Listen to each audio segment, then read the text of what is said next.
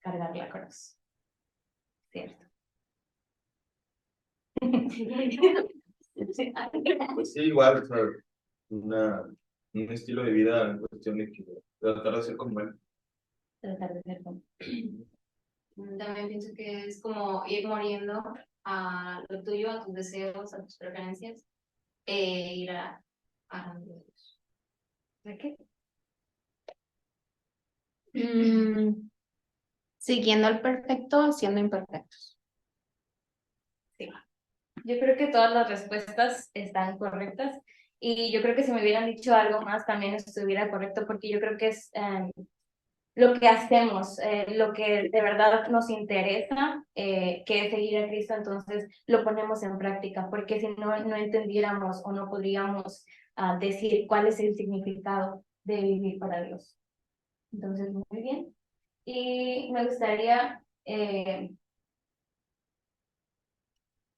empezáramos a ver desde la perspectiva que Dios me hizo verlo a mí, y es una vida negándose a uno mismo. Eso es lo que significa vivir para el Señor. ¿Qué es negarse a uno mismo? Es sujetarse enteramente. Negarse a uno mismo es no condescender a nuestros deseos y a nuestros apetitos, a sujetarnos enteramente a la ley o a alguien.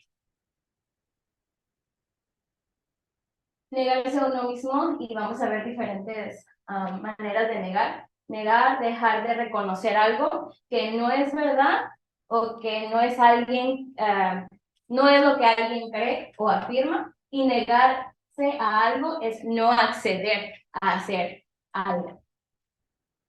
Hasta aquí vamos bien, ¿verdad? Todos entendemos esos conceptos. Y ok, vamos a Mateo 16, 24 al 27. Me gustaría que me ayudaran a leerlo.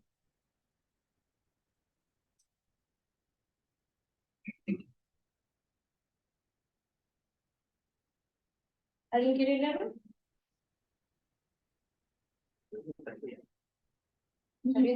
Luego Jesús dijo a sus discípulos: si alguno de ustedes quiere ser mi seguidor, tiene que abandonar su manera egoísta de vivir, tomar su cruz y seguirme. Si tratas de aferrarte a la vida, la perderás, pero si entregas tu vida por mi causa, la salvarás. ¿Y qué beneficio tienes si ganas al mundo entero, pero pierdes tu propia alma? ¿Hay algo que valga más que tu alma? Pues el Hijo del hombre vendrá con sus ángeles en la gloria de su Padre y juzgará a cada persona de acuerdo con sus acciones. Ok.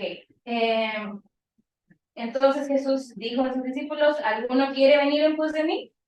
Niéguese a sí mismo, tome su cruz y sígame. Y yo meditaba en estos versículos y me hacía esta pregunta: ¿qué es lo que realmente Jesús nos está invitando a hacer?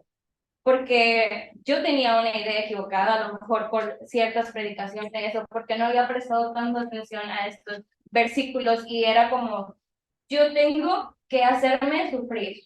¿Por qué? Porque tengo que negarme a lo que yo quiero. Entonces, por ejemplo, si yo quería esta carrera, pues no la voy a agarrar porque no es lo que Dios quiere, pero es mi concepto y ni siquiera pregunté o ni siquiera busqué a Dios para que Él me guiara si tomarla o no, que es muy diferente a lo que yo creo, a lo que yo pienso. Y he visto que mucha gente tiene esta idea o esta manera de pensar de que tengo que crear un sufrimiento o tengo que vivir toda mi vida en sufrimiento para que se pueda ver que me estoy negando a mí mismo. Y no es el caso. Yo creo que lo que Dios nos pide a nosotros es que dejemos todo, que lo dejemos en sus manos y que seamos humildes. Y en el punto de que dejemos todo, yo meditaba, no es fácil dejarlo todo, no es fácil dejar lo que has construido, no es fácil que lo que te costó puedas dejarlo, lo que ahora tienes que tanto deseaste poder dejarlo a un lado. Y yo meditaba en esto y decía, es verdad, o sea, no es fácil. Y me ponía a pensar en diferentes personajes de la Biblia y me acordé mucho de Abraham, que la plática que tuvo, mira las estrellas, algo muy bonito, algo, una relación muy estrecha, muy abierta con Dios, y Dios le dijo, toda esa será tu descendencia. Imagínense si Dios les promete algo así, como no sentirán en su corazón un deseo de poder ver lo que te están prometiendo. Y duró tanto el tiempo de la espera hasta que tuvo Isaac, y Dios se lo pidió. Era todo lo que había deseado y a lo mejor muchos podríamos imaginarlo, ¿no? Pero todavía faltan más hijos. Pero Dios le plació nada más que para Isaac y de Isaac sacar más descendencia y más descendencia. Pero en ese momento, Abraham solamente estaba viendo a Isaac y Dios se lo pide. Pero la Biblia no menciona que renegó. Y muchos podemos decir, no, pero a lo mejor sí, porque era humano. Pero en la Biblia no lo dice. Podemos ver que Moisés se enojó y que la Biblia lo marca. Podemos ver que ciertos personajes cometieron errores y la Biblia lo marca. Pero ahí dice que Abraham no se negó a entregarle a su hijo. Y luego yo pensaba y meditaba en esta historia de qué difícil fue para él el camino, porque su hijo le preguntaba, ¿y dónde está lo que vamos a sacrificar? Y su respuesta era, Dios proveerá. Él sabía que era su hijo, él sabía que era Isaac, pero ahí Dios estaba tal vez probando a Abraham si en realidad amaba a Dios, y tal vez nos ha pasado lo mismo y Dios solamente nos está probando si en verdad decidimos negarnos a nosotros mismos y amarlo más a Él que a lo que tenemos en nuestras manos. Ponerlo todo en manos de Dios, yo siento que tampoco es tan fácil como se escucha. ¿Por qué? Porque hablando de venganza, hablando de nuestras cosas personales, de lo que creamos, con lo que trabajamos, que Dios te lo pida de la noche a la mañana, es como que, a ver, Dios, este guardadito puede toda una quincena, me lo estás pidiendo. Y yo tenía planes con ese dinero, entonces no es fácil dejarlo en manos de Dios y quedarte con la idea de que Dios te va a proveer tal vez el doble, o sea, lo sabes y lo entiendes, pero no es difícil, no es fácil desprenderse. Y también me recordó a un personaje hablando en cuestión no tanto material, sino emocional. Me recordó a David. David ya estaba ungido porque Saúl había cometido muchos errores. Entonces su descendencia no iba a seguir. La descendencia era, el reinado era para David y para la descendencia de David, porque era un hombre conforme al corazón de Dios. Pero veo la actitud de David cuando lo ungieron, que él se regresó totalmente a su trabajo, él no se creyó más, él no intentó hacer las cosas del rey, él hizo su vida normal. Y me puse a meditar en eso, y es como, David es como nosotros cuando buscamos a Dios, cuando realmente deseamos una vida con Dios más cercana, una comunión más cercana, el diablo viene y se levanta y viene y levanta un chorro de cosas para alejarte de la comunión, de la relación que estás formando con Dios. Y así pasó. Saúl estaba endemoniado, de repente se alocaba y lo perseguía y lo quería matar y después lo trataba bien y lo buscaba y era un constante cambio, pero no es fácil vivir siendo perseguido cuando tú no has hecho nada. Es como que, Dios, otra vez me elegiste para ser tu mejor guerrero. Y a lo mejor eso pensaba David también, es como que, Dios, ya, o sea, por favor.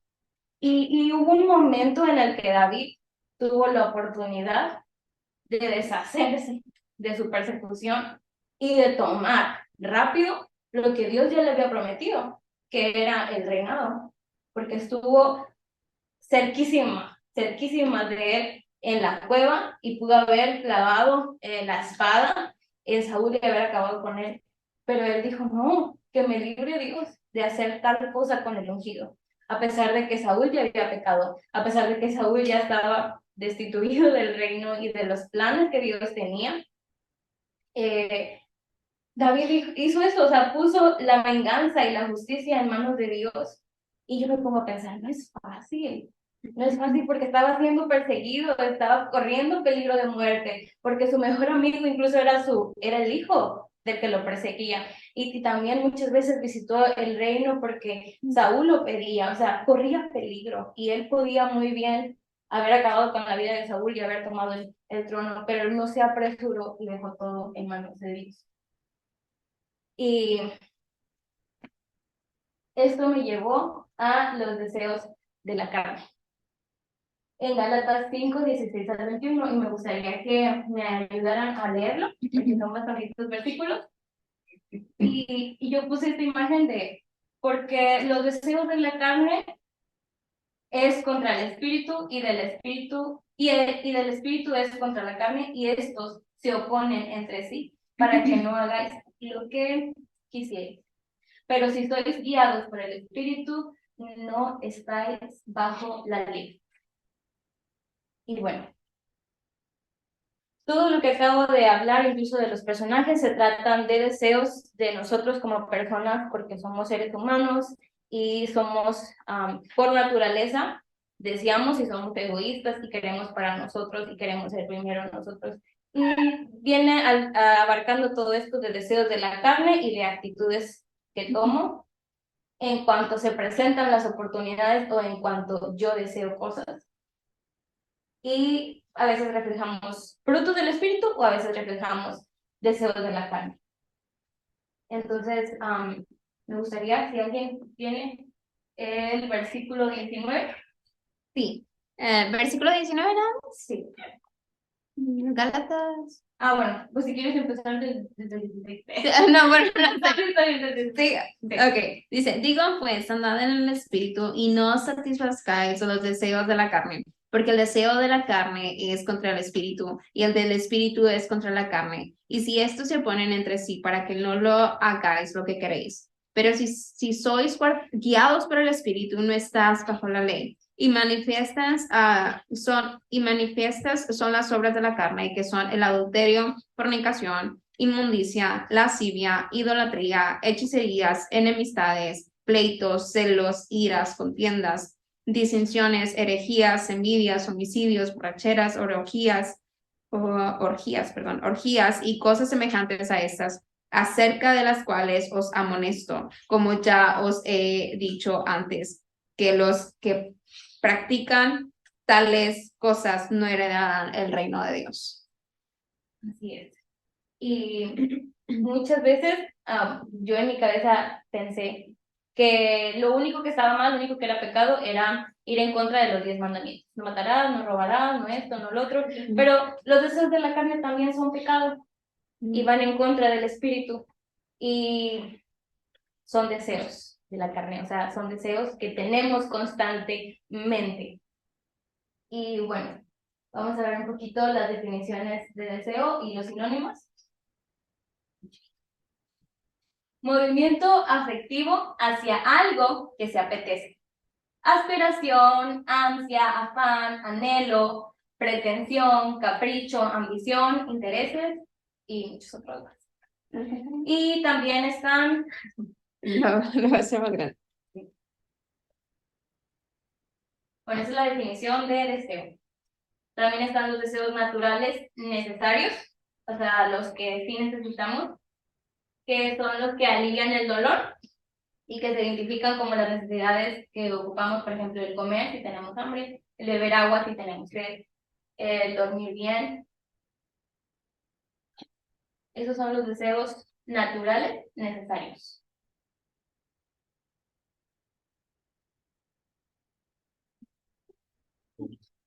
Y los deseos naturales no necesarios son los que podemos como que omitir. Por ejemplo, la gula, el querer estar comiendo cosas que nos gustan o comer por comer. Por ejemplo, los dulces, los chocolates. Sí, son cosas que podemos comer. El chile, todo ese tipo de cosas, la gula, pues es un deseo natural, porque si lo deseamos, que también se puede omitir, o sea, que no nos hace tanto daño el dejarlo. Y también entran los instintos sexuales, que pues son naturalmente, como humanos sí los tenemos, pero también nos podemos abstener. El no poder dormir en una cama cómoda, o sea, podemos dormir en cualquier lugar, o sea, no necesitamos una cama cómoda. Entonces, también eso entra en los deseos naturales, no necesarios. Y están los deseos que no son naturales y que tampoco son necesarios. Estos son los que definimos como placeres. Y son el poder, la belleza, el lujo, el prestigio social, el amor y todo este tipo de deseos. Entonces, yo sé que no es malo desear porque tenemos en nuestra naturaleza deseos naturales que son necesarios y los que no, pero hay otros que no son ni naturales ni necesarios. Y en la Biblia el deseo y la necesidad pues, son cosas muy distintas. La necesidad es algo esencial según la voluntad del Padre para nuestras vidas. Y sorry. Y un deseo es algo que quieres para ti o para otros y a menudo se basa en la expectativa del placer, o sea, todo lo que nos causa placer, ya sea que puedas hacer feliz a alguien, eso te causa placer, o hacerte feliz a ti mismo, eso te causa placer. El bienestar o la comodidad. Y pues muchas veces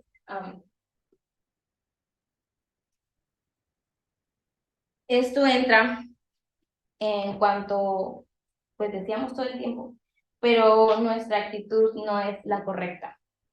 Y me gustaría darles un ejemplo porque estoy hablando de los deseos necesarios, los deseos que pueden ser buenos, pero que al último nuestra actitud viene manifestando todo lo que es las obras de la carne. Y hace días, empezando el mes, yo los invité a mi cumpleaños, a los del estudio. Y la verdad es que yo tenía el deseo en mi corazón de festejar con mis amigos. Y no era un mal deseo. Y se presentaron ciertas cositas, por ejemplo, se presentó una junta en el día y yo quería hacerlo. Y yo tenía que también estar en esa junta. Pero mi actitud mi actitud fue incorrecta. Se manifestaron los deseos de la carne. Y sí me enojé un poco. Y mi actitud, pues fue así como que entre mis padres, y como que, ¿por qué lo hicieron en ese momento? Y mi actitud no fue la correcta. Después de eso, me aferré a que eso pasara como yo lo quería. Que vinieran todos, que se fuera así y así, y incluso ya tenía pensado que mi primer paga iba a ser para mi festejo. Pues no me pagaron y se manifestaron los deseos de la carne. La verdad me dio mucho coraje, me dio mucho, mucho coraje que estaba muy mal, muy mal. Incluso le escribí a mi mamá como que mugrosos, pero con otras palabras, y la verdad mi actitud no fue correcta. Y no nada más eso, entonces como quiera yo seguía aferrándome a que ese deseo se hiciera realidad, a que ese deseo, lo que yo quería, se cumpliera. Entonces, pues, por el coraje, por lo que sea, porque a Dios no le agradó mi actitud, me enfermé, se me inflamó la vesícula, ya fuimos a checarme y todo, no, pues que traía piedras, y la instrucción del doctor fue de que pues, ya no te sirve, ya sácatela, o sea, ya ve a hacer tu cita para que te operen. Y era como que, ¿por qué Dios? Si yo quería comer esto, si yo quería disfrutar con mis amigos y me volvía a molestar. Y yo quería que las cosas se hicieran ya. O sea, de verdad que ya en ese momento teníamos el dinero, pues ya opérame. Y era como que, no, espérate, espera la voluntad de Dios, espera que Dios obre en tu vida. Y yo estaba tan molesta que ni siquiera me percaté de lo que estaba pasando. Y Sorry.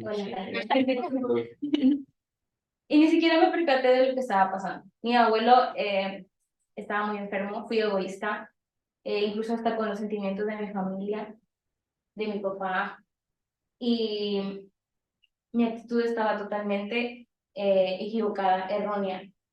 Fui soberbia en todo ese tiempo.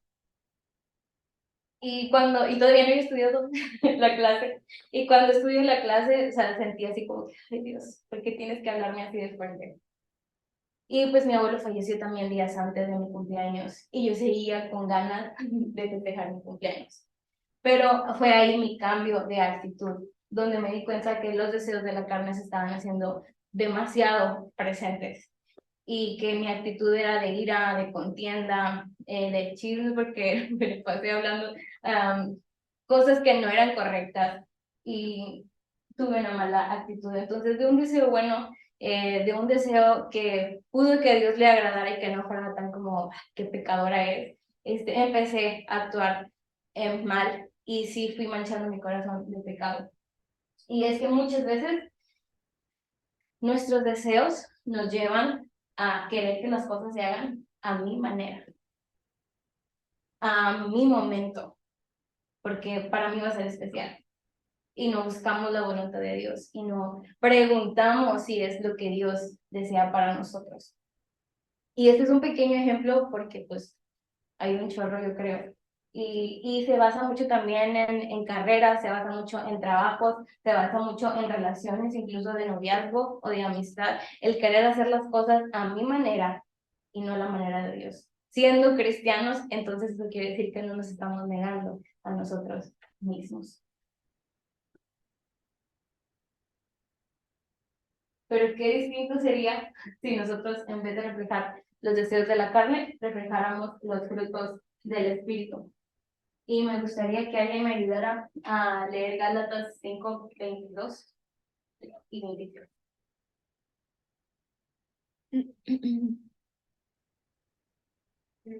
Quiero yo lo leo.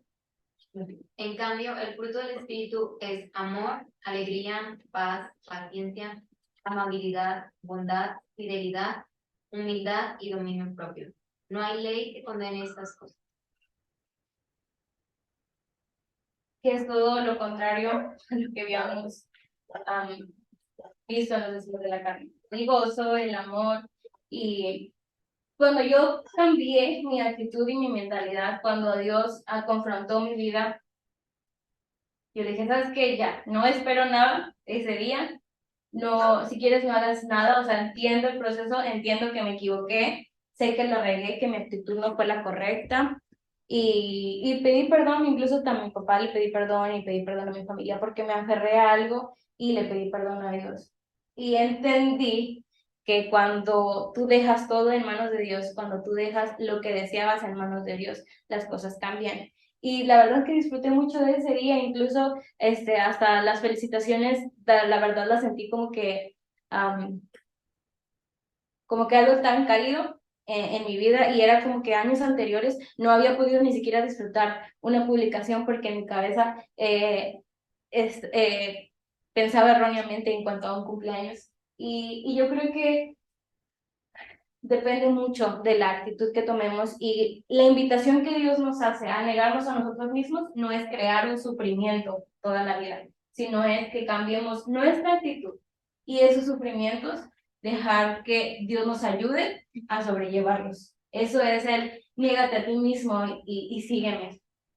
Eso es lo que yo creo que es la invitación que Dios nos hace al momento de decir niégate a ti mismo, o sea, déjalo en mis manos y yo me voy a encargar de que lo que estás padeciendo, de lo que estás sufriendo, lo que te está frustrando, yo puedo ayudarte a sobrellevarlo. O sea, sígueme, niégate a ti mismo y sígueme y deja que yo tome el control de las cosas. Porque algo que me impacta mucho es de que Jesús dijo, lo único que sé que en este mundo va a haber aflicción, pero no es que tú te crees la aflicción, sino que dejes más bien que Dios obre en los momentos de aflicción.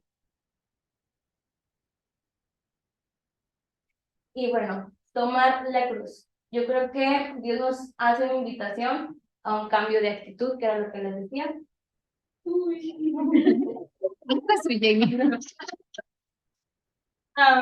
cambio de actitud, tomar la cruz también es, nos hace la invitación a tomarla o a cargarla como Él lo hizo. Y no mencioné al principio el punto de humildad porque me gustaría mencionarlo en cuanto a su personaje. Que se hizo carne 100% y era 100% Dios. Y una noche antes de su crucifixión, Él lloró humanamente, siendo 100% humano. Y menciona en la Biblia que lloró lágrimas de sangre, o sea, era tanto su dolor humano que le dijo a Dios, por favor, haz que pase de mí esta copa, de verdad yo no quiero morir. Y estaba hablando su humanidad. Pero obviamente conocía su propósito y tuvo que ir a la cruz.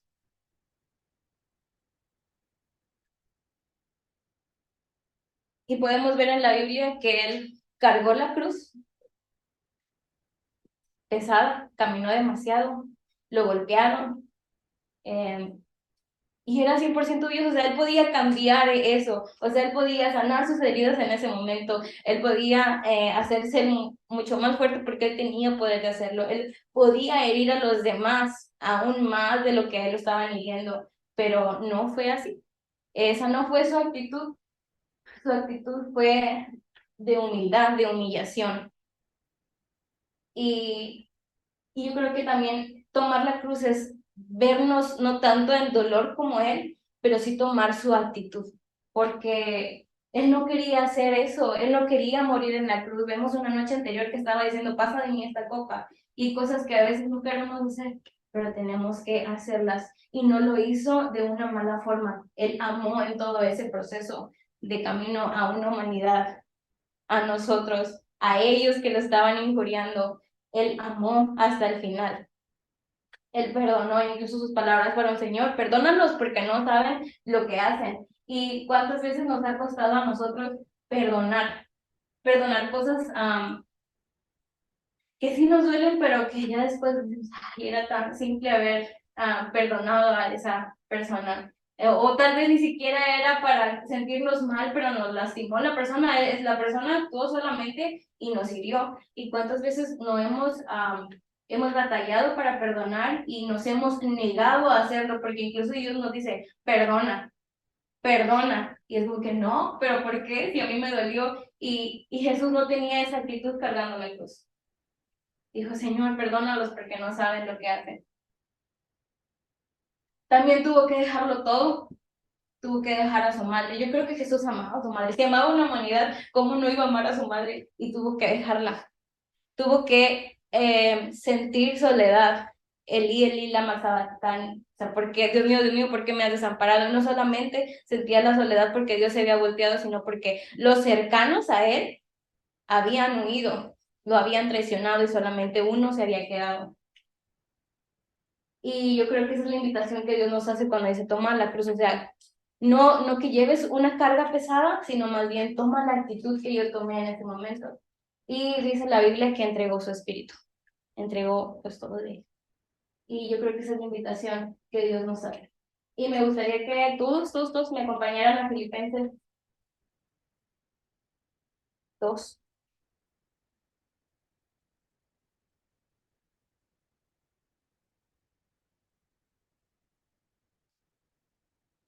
Yo no sé qué es lo que Dios te está pidiendo que sueltes. Yo no sé qué es el deseo que tienes en tu corazón que Dios está diciendo, déjalo en mis manos. Puede ser tal vez una relación, puede ser tal vez un trabajo. A veces los anhelos, incluso hasta los más mínimos, a veces Dios nos dice, déjalo en mis manos, o sea, yo tengo el control.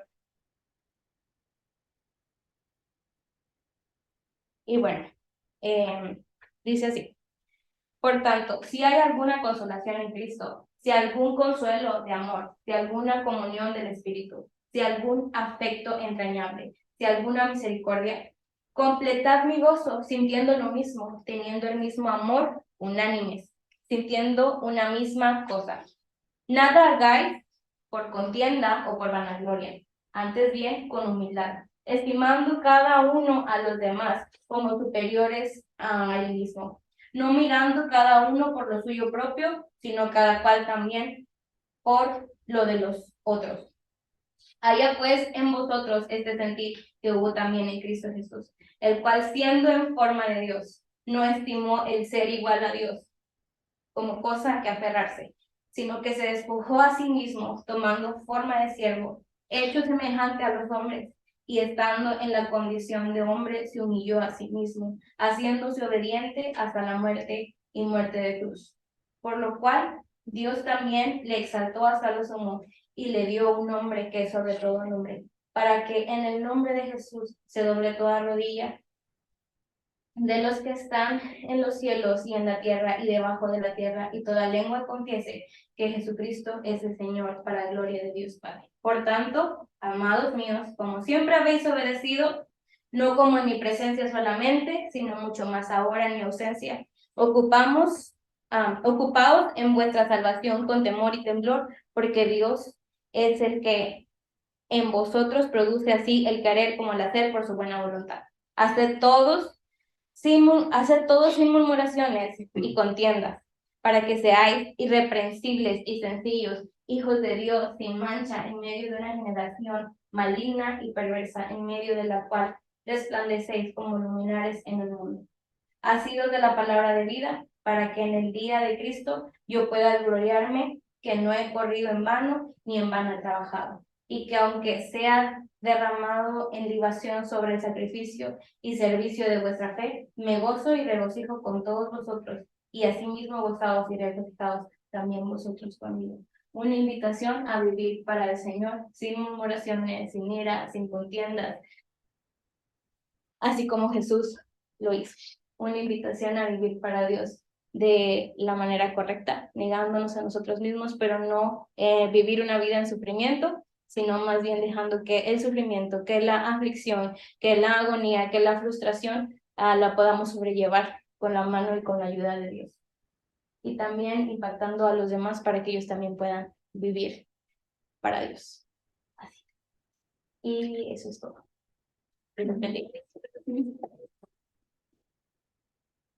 Comentarios, chicos, que gusten hacer. Yo digo que lo repitas.